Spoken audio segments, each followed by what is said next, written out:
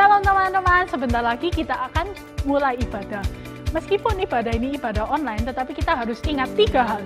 Yang pertama, siapkan hati kita. Yang kedua, fokus kepada Tuhan. Dan yang ketiga, singkirkan semua gangguan. Selamat beribadah.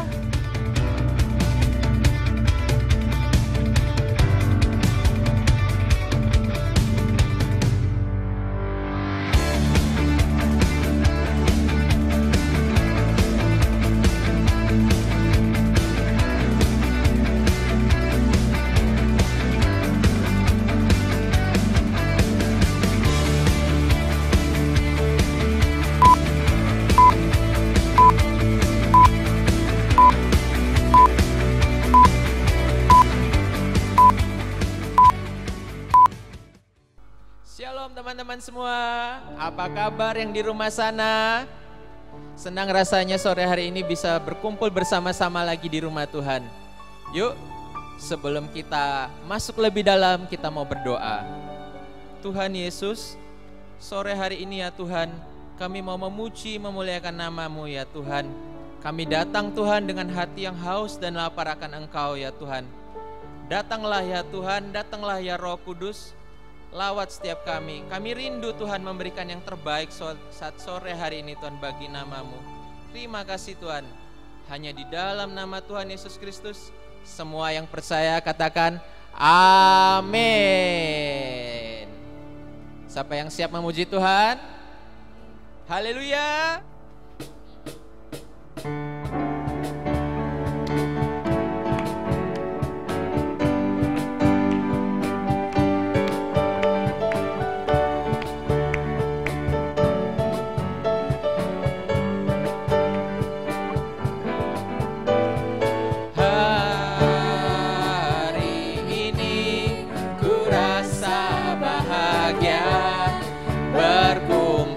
Bersama saudara seiman, Tuhan Yesus telah satukan kita tanpa memandang di antara kita. Sama-sama katakan, bergandengan tangan dalam kasih, dalam satu hati, berjalan dalam terang kasih Tuhan. Katakan kau sahabatku, kau saudaraku, tiada yang dapat memisahkan kita.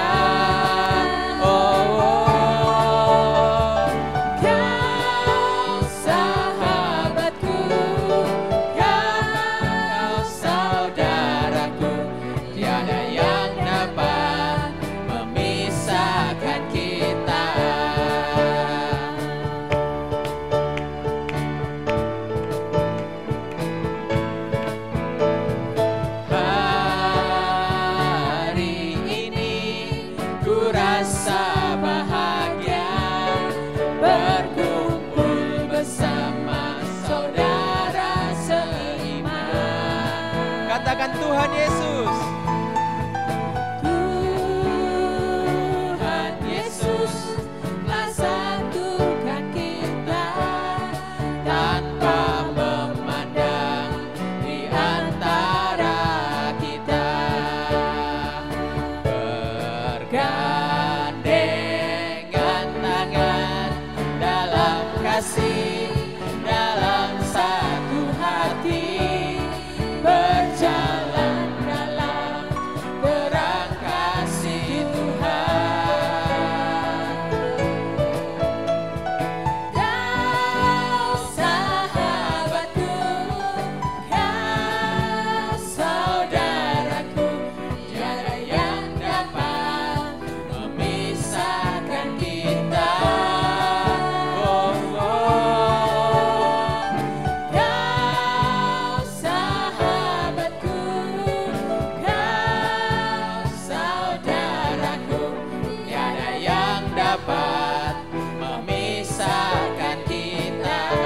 bergandengan tangan.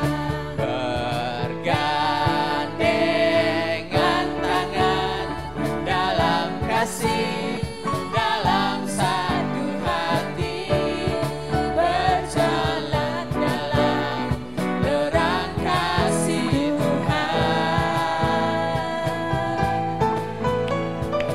Kau sahabatku, kau saudaraku, tiada yang dapat memisahkan kita. Kau sahabatku, kau saudaraku, tiada yang dapat memisahkan kita. Tiada yang dapat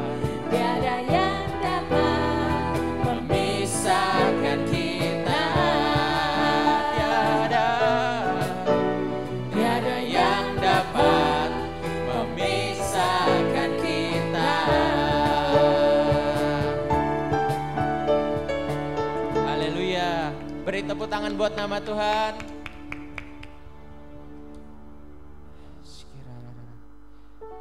Mari kita mau siapkan hati kita mau tenang di dalam Tuhan. Kita mau masuk dalam hadirat-Nya, menikmati kasih-Nya Tuhan.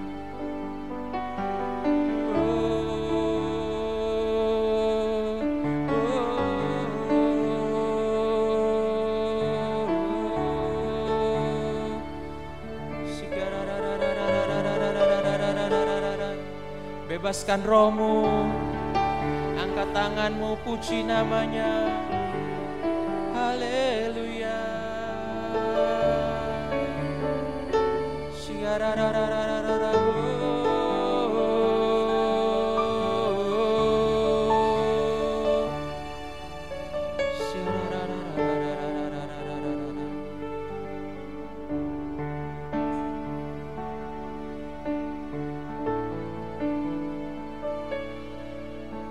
Rindu selalu bersamamu,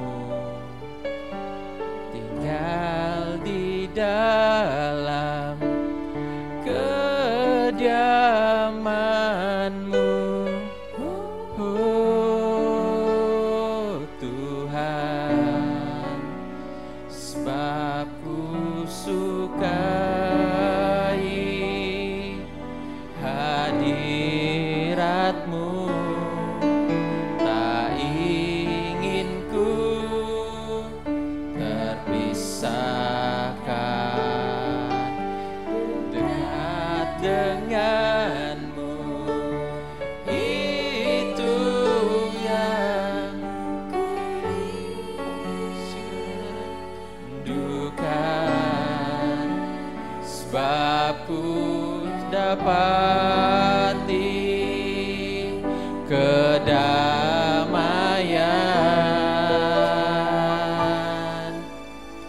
Ku nikmati keindahan dan keagungan-Mu, oh Tuhan. Ku nikmati kemuliaan-Mu, menyembah-Mu dengan segenap hatiku. Kami rindu masuk hadirat-Mu Tuhan. Rindu selalu bersamamu,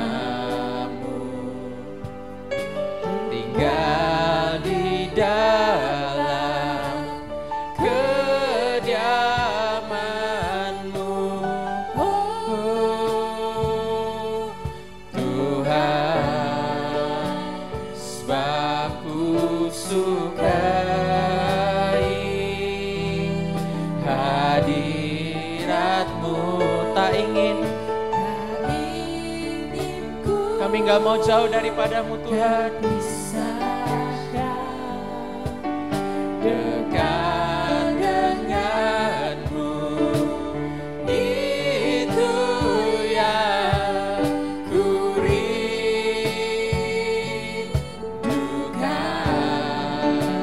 Sebab ku dapati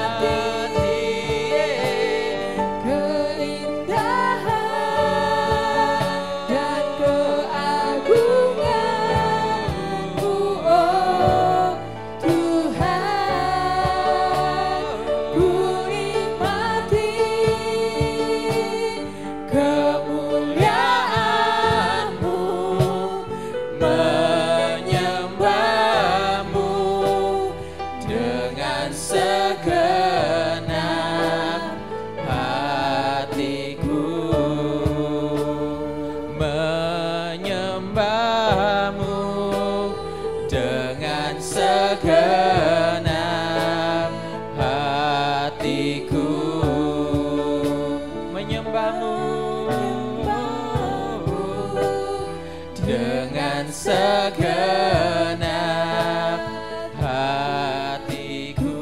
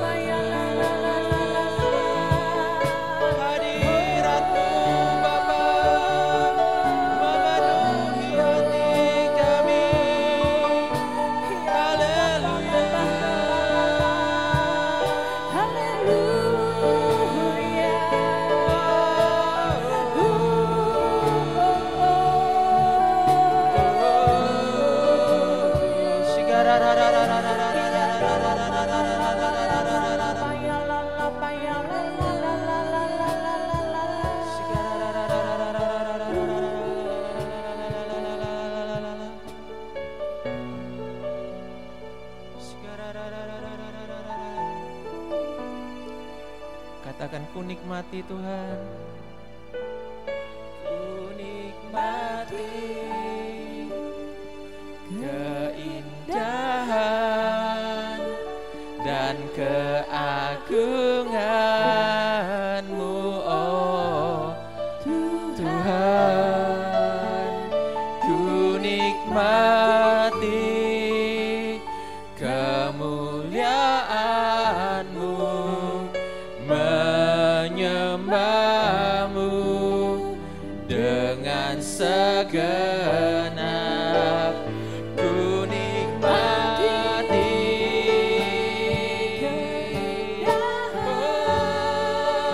dan keagungan-Mu, ku nikmati kemuliaan-Mu, menyembah-Mu dengan segenap hatiku. Menyembah-Mu, menyembah-Mu dengan segenap hatiku. Menyembah-Mu menyembah-Mu dengan segenap hatiku.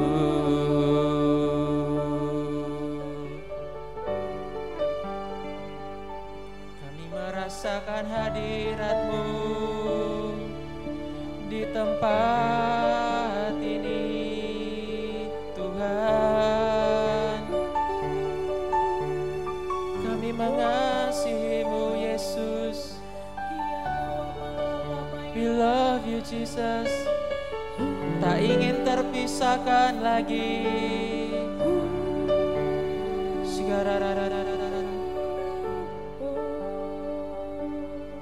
Kau yang mengenal setiap hati kami.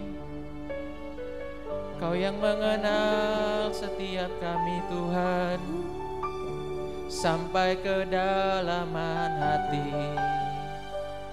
Haleluya.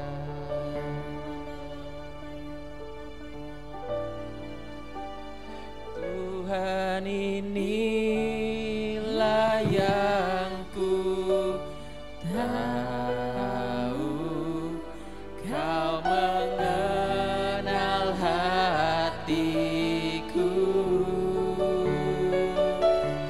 jauh melebihi semua yang terdekat sekalipun. Tuhan, inilah yang ku mau, Kau menjaga hatiku supaya kehidupan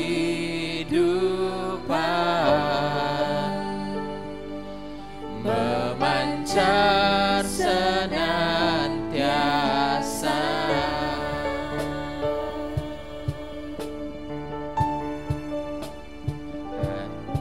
Dekat kasih-Mu Bapa,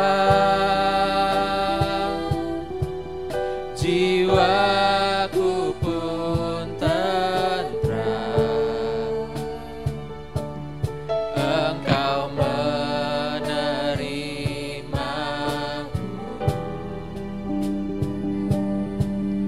dengan sepenuhnya. Walau dunia melihat rupa, namun Kau memandangku sampai kedalaman hatiku.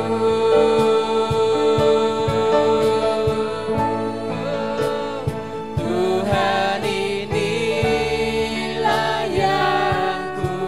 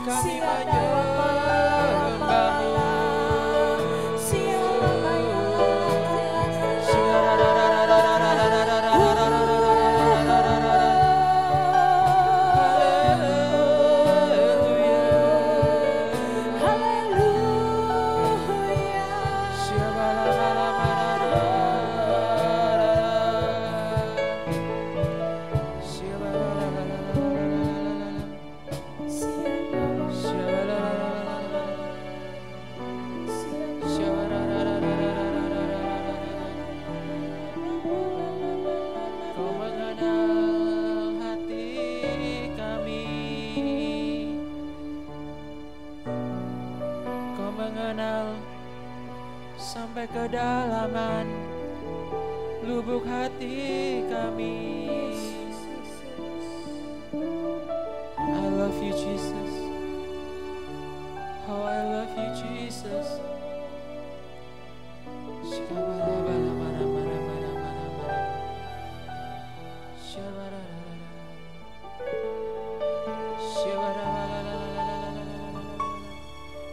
Thank you Tuhan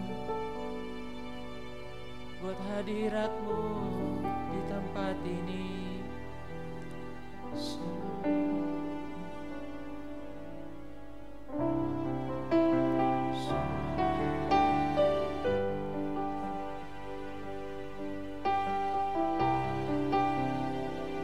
Biar di tempat ini Tuhan, nama-Mu yang ditinggikan, diagungkan Tuhan.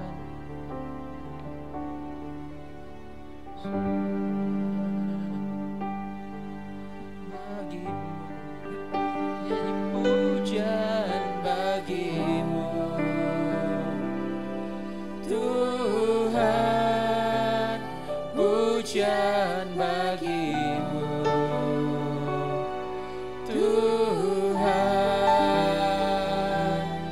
nama-Mu besar dan layak dipuji, layak dipuji, nyanyi pujian bagi-Mu Tuhan, pujian bagi-Mu Tuhan, nama-Mu besar dan layak dipuji. Ku muliakan nama-Mu Tuhan,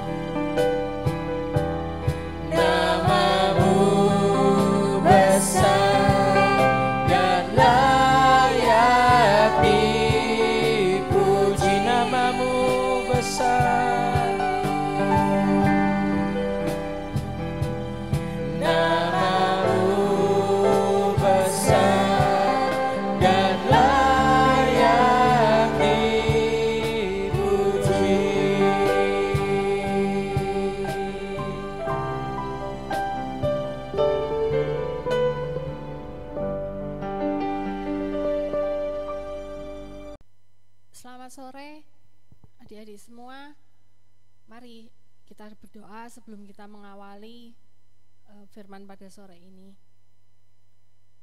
Tuhan Yesus, terima kasih Engkau memberi kami sebuah kesempatan lagi untuk kami boleh belajar sebagian dari firman-Mu.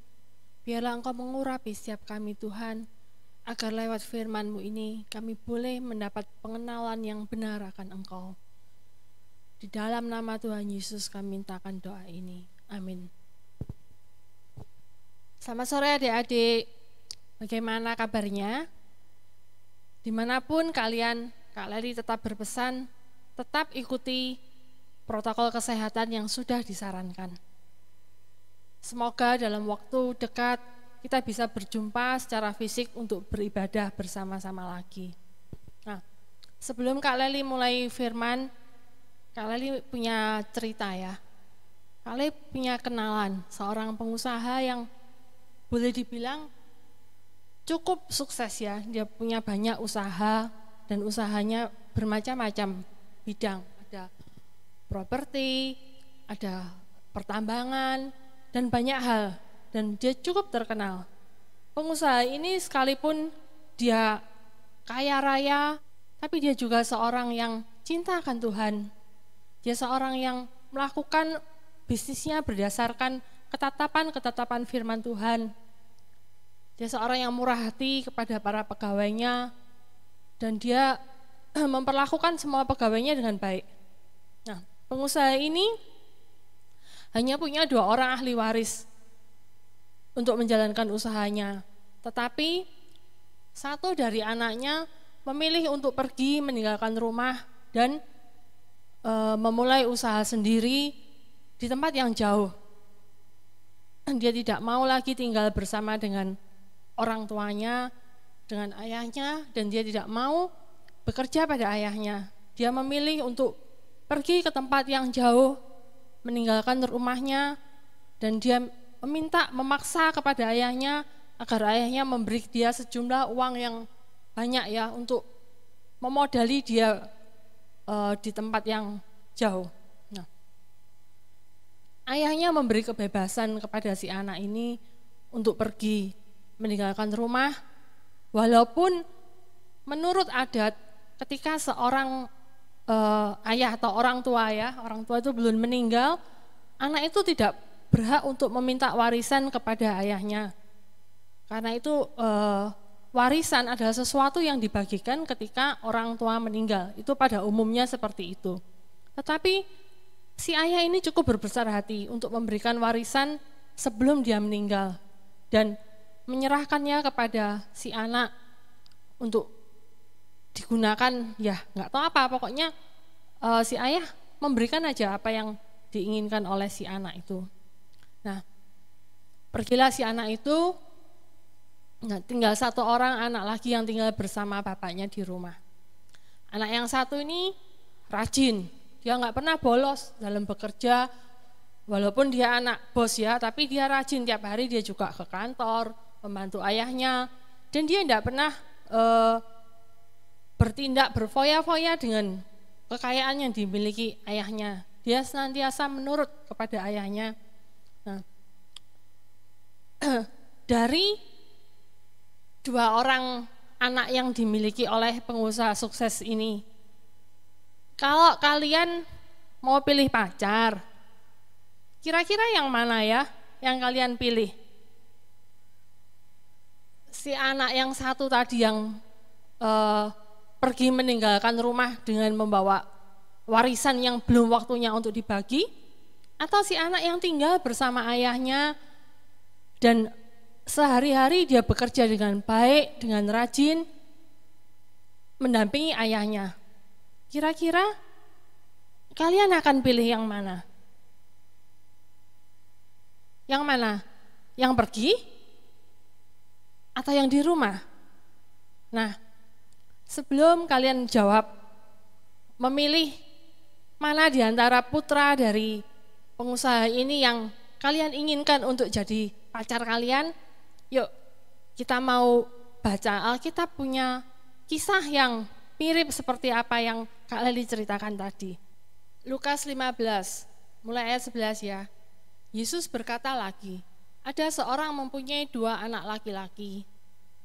Kata yang bungsu kepada ayahnya, "Bapak, berikanlah kepadaku bagian harta milik kita yang menjadi hakku."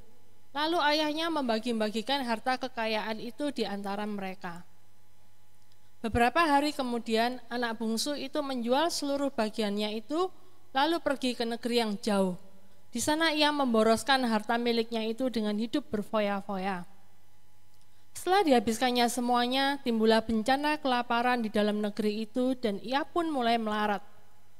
Lalu ia pergi dan bekerja pada seorang majikan di negeri itu. Orang itu menyuruhnya ke ladang untuk menjaga babinya. Lalu ia ingin mengisi perutnya dengan ampas yang menjadi makanan babi itu, tetapi tidak seorang pun yang memberikannya kepadanya. Lalu ia menyadari keadaannya, katanya, "Betapa banyaknya orang upahan bapakku yang berlimpah-limpah makanannya, tetapi aku di sini mati kelaparan. Aku akan bangkit dan pergi kepada bapakku dan berkata kepadanya, 'Bapa, aku telah berdosa terhadap sorga dan terhadap Bapa. Aku tidak layak lagi disebutkan anak Bapa. Jadikanlah aku sebagai salah seorang upahan Bapa.' Maka bangkitlah ia dan pergi kepada bapaknya. Ketika ia masih jauh, ayahnya telah melihatnya. Lalu tergeraklah hatinya oleh belas kasihan. Ayahnya itu berlari dan mendapatkan dia, lalu merangkul dan mencium dia. Kata anak itu kepadanya, 'Bapa, aku telah berdosa terhadap sorga dan terhadap Bapa. Aku tidak layak lagi disebutkan anak Bapa.' Tetapi ayah itu berkata kepada hamba-hambanya, 'Lekaslah, bawa kemari jubah yang terbaik. Pakaikanlah itu kepadanya dan kenakanlah cincin pada jarinya dan sepatu pada kakinya. Dan ambillah anak lembu tambun itu, sembelihlah dia dan marilah kita makan dan bersuka cita. Sebab anakku itu telah mati dan menjadi hidup kembali. Dia telah hilang dan didapat kembali.' Maka mulailah mereka bersukaria. Tetapi anaknya yang sulung berada di ladang, dan ketika ia pulang dan dekat ke rumah, ia mendengar bunyi seruling dan nyanyian tari-tarian. Lalu ia memanggil salah seorang hamba dan bertanya kepadanya, 'Apa arti semuanya itu?' Jawab hamba itu, 'Adikmu telah kembali dan ayahmu telah menyembelih anak lembu tambun, karena ia mendapatnya kembali dengan sehat.' Maka marahlah anak sulung itu dan ia tidak mau masuk. Lalu ayahnya keluar dan berbicara dengan dia. Tetapi ia menjawab ayahnya, katanya, 'Telah bertahun-tahun aku melayani Bapa dan belum pernah aku melanggar perintah Bapa. Tetapi kepadaku belum pernah Bapa memberikan seekor anak kambing untuk bersukacita dengan sahabat-sahabatku. Tetapi baru saja datang anak Bapa yang telah memboroskan harta kekayaan Bapa bersama dengan pelacur-pelacur. Maka Bapa menyembelih anak lembu tambun itu untuk dia.' Kata ayahnya kepadanya, 'Anakku, engkau selalu bersama-sama dengan aku dan segala kepunyaanku adalah kepunyaanmu. Kita patut bersukacita dan bergembira karena adikmu telah mati dan menjadi hidup kembali. Dia telah hilang dan didapat kembali.'" Nah, itu tadi pembacaan firman yang terkait dengan apa yang tadi Kak Leli cerita ya. Cerita tentang perumpamaan anak yang hilang ini tentu tidak asing bagi kita semua. Seringkali kita berpikir bahwa fokus dalam kisah tersebut adalah bagaimana tentang si anak bungsu yang meminta warisannya yang menjadi bagiannya sekalipun ayahnya belum mati, lalu pergi meninggalkan ayahnya. Dia terhilang untuk sekian waktu lamanya, dan akhirnya dia kembali dalam penyesalan dan kembali kepada ayahnya. Kisah ini, anak bungsu ini seringkali kita memahami sebagai kehidupan orang-orang yang melawan dan meninggalkan Tuhan. Sampai pada satu titik dalam kehidupannya, mereka menyadari bahwa hidupnya tidak berdaya, kemudian memutuskan untuk kembali kepada Tuhan di dalam penyesalan. Namun, kisah ini tidak hanya sekedar berbicara tentang si anak bungsu yang terhilang dan diterima kembali oleh ayahnya dengan sukacita. Kalau hanya sekedar mau bercerita tentang seorang anak yang berdosa, yang meminta warisan, kemudian pergi berfoya-foya, menghabiskan uang, dan di sana dia tersadar untuk akhirnya dia kembali ke rumah kepada bapaknya, dan si bapak dengan sepenuh hati, dengan penuh sukacita menyambut dia kembali. Kenapa Tuhan Yesus harus menghadirkan dua anak dalam perumpamaan ini? Kenapa harus ada si sulung? Kalau tahu Tuhan hanya mau bercerita dalam perumpamaan ini tentang si bungsu yang hilang, tentang si bungsu yang terhilang, tentunya Tuhan Yesus tidak perlu menghadirkan tentang adanya anak sulung. Ketika Tuhan Yesus membuat perumpamaan ini, pasti Tuhan Yesus punya maksud tentang adanya dua orang anak. Nah, sebelum kita membahas lebih lanjut, kita melihat apa yang menjadi latar belakang dalam perumpamaan tersebut. Di dalam pembukaan Lukas 15 dikatakan bahwa para pemungut cukai dan orang-orang Farisi para pemungut cukai dan orang berdosa datang kepada Yesus untuk mendengarkan dia. Maka bersungut-sungutlah orang Farisi dan ahli Taurat, karena Yesus menerima orang berdosa dan makan bersama-sama dengan mereka. Kemudian Yesus menggunakan perumpamaan anak yang hilang itu untuk mengajar orang-orang Yahudi itu, khususnya orang-orang Farisi dan ahli-ahli Taurat pada waktu itu. Nah, dalam kisah ini yang terhilang bukan hanya si bungsu. Dalam kisah ini kita juga mendapati bagaimana si sulung juga menjadi anak yang terhilang. Kita mungkin bertanya-tanya, bagaimana si sulung bisa terhilang?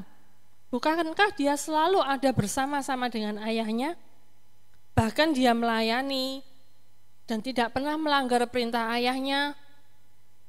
Itu yang selalu menjadi gambaran tentang si sulung. Si sulung yang rajin bekerja, si sulung yang selalu yang selalu taat kepada ayahnya, dan dia yang selalu setia menemani ayahnya, bahkan ketika si bungsu meninggalkan ayahnya, si sulung tetap ada bersama-sama dengan ayahnya. Sampai pada satu kejadian, kita baru bisa melihat bagaimana karakter si sulung yang sesungguhnya.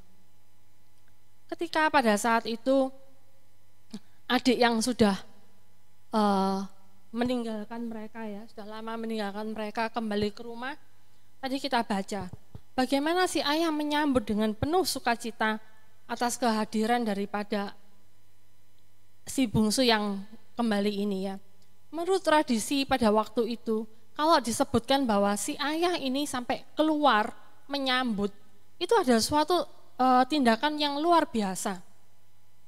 Suatu menurut adatnya pada waktu itu harusnya itu tidak dilakukan. Itu hanya dilakukan ketika ada seorang yang lebih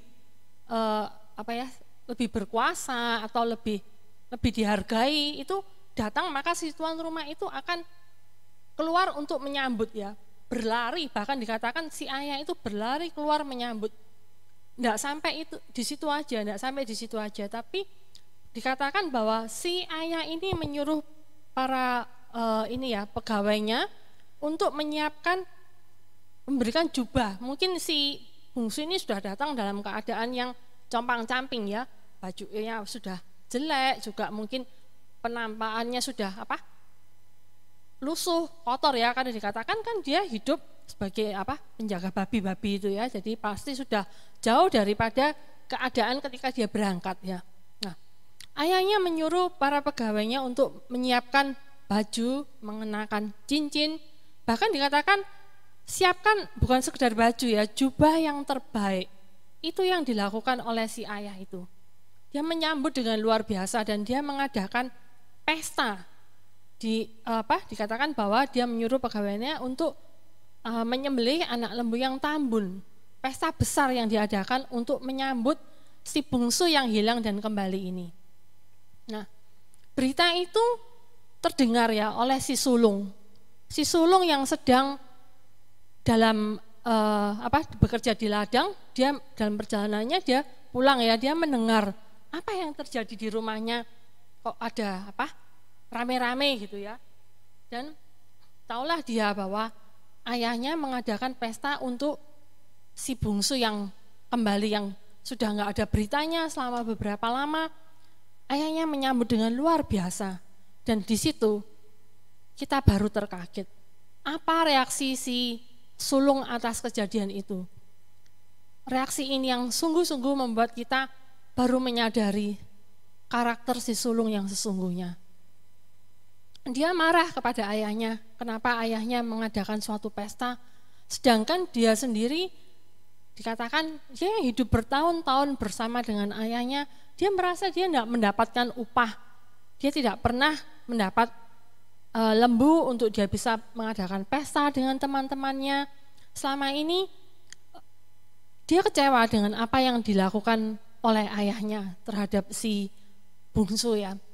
Tetapi ayahnya ini sungguh seorang ayah yang murah hati ya, prodigal ya, seorang ayah yang sangat murah hati, sangat baik. Yuk kita lihat ya apa yang dikatakan ayahnya kepada anak yang sulung pada waktu itu. Lukas 15 ayat 28. Maka marahlah anak sulung itu dan ia tidak mau masuk. Lalu ayahnya keluar dan berbicara dengan dia. Kita lihat ya dalam terjemahan dalam bahasa Inggrisnya dikatakan, the other brother became angry and refused to go in.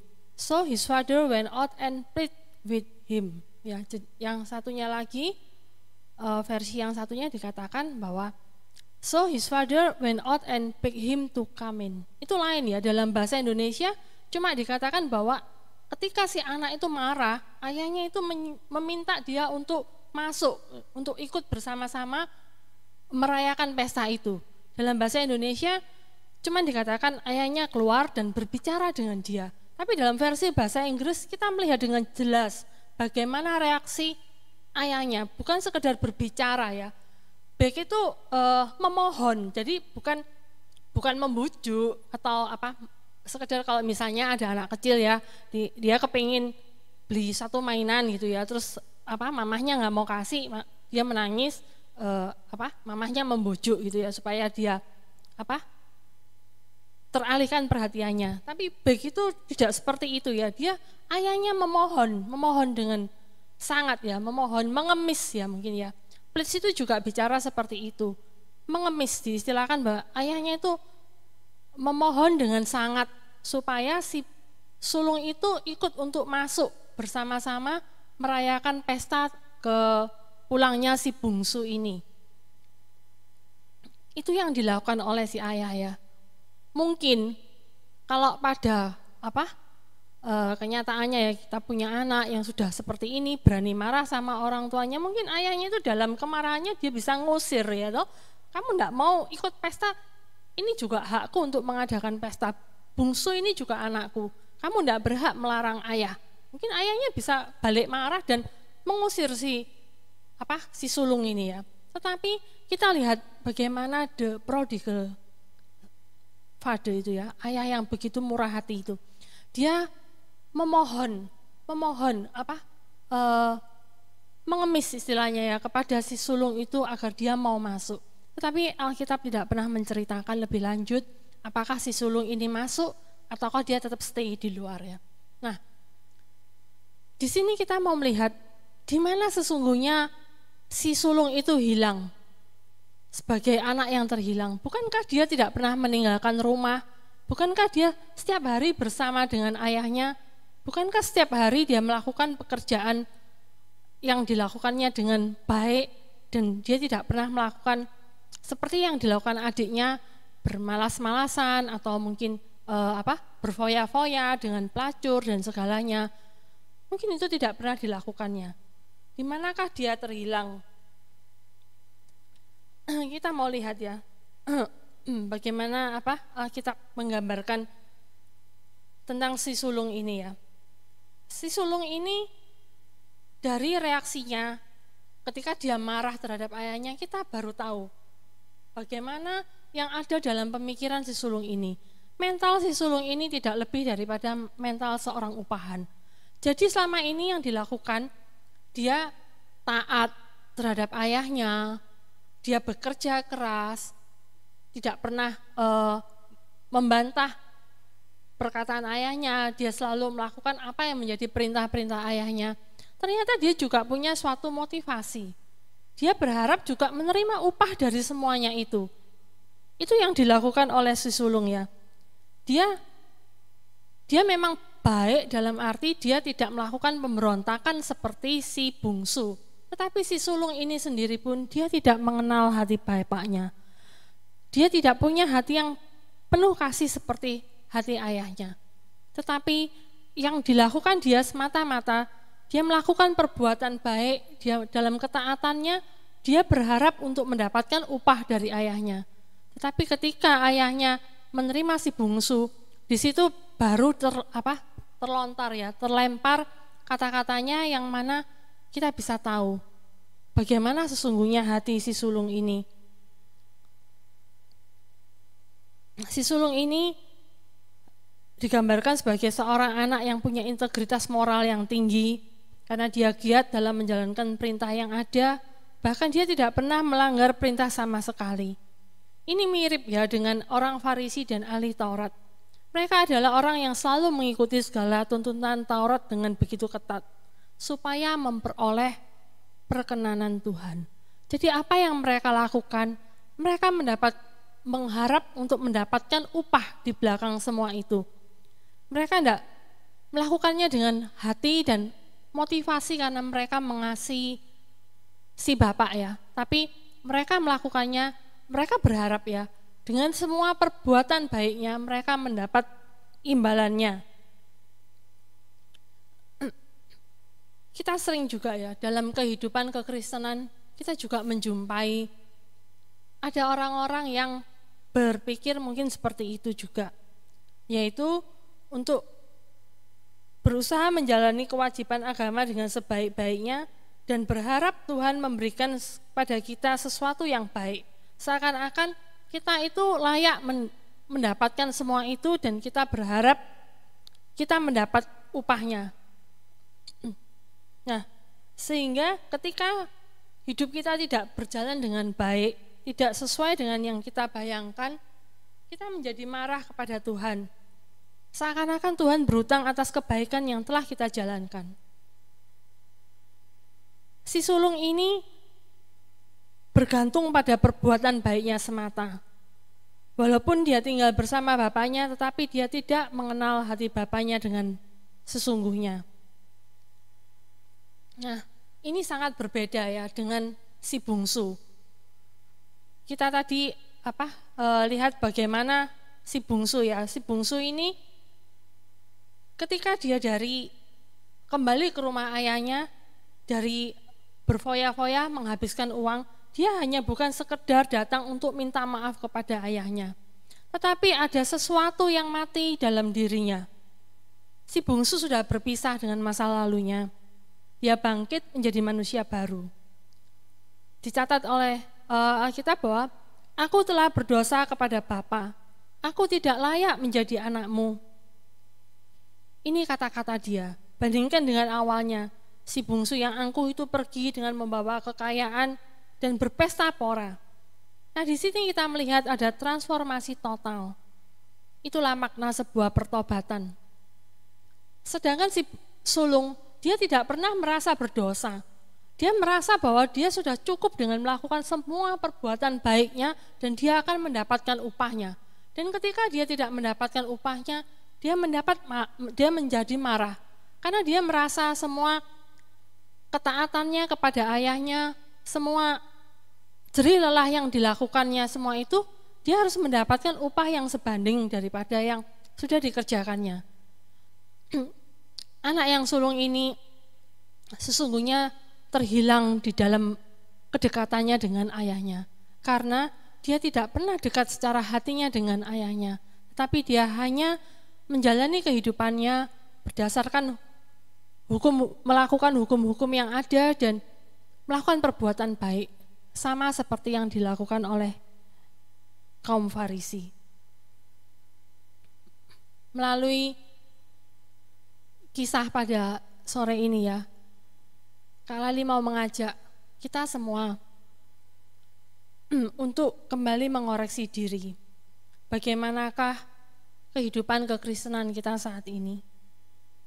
Apakah kita memiliki karakter sulung, suatu kesombongan rohani yang tersembunyi dalam kesalehan kita?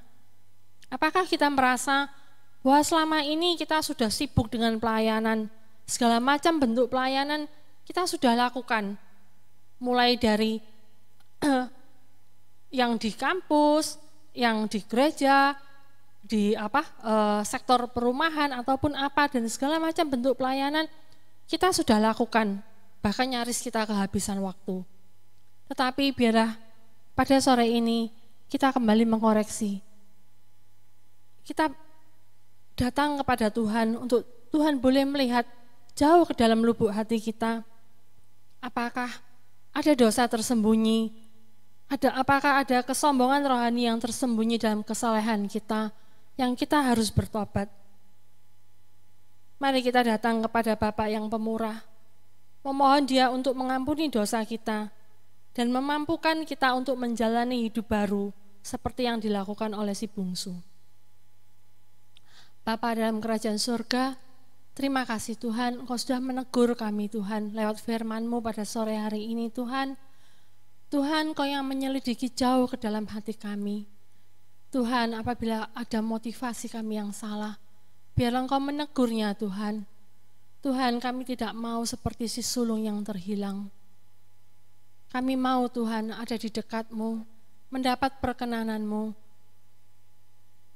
bukan karena jerih lelah dan kebaikan kami, tetapi biarlah itu semata-mata karena anugerah-Mu buat kami. Terima kasih. Kami memiliki Engkau, Allah yang begitu murah hati, yang menerima kami Tuhan apa adanya. Dalam nama Tuhan Yesus kami berdoa. Amin.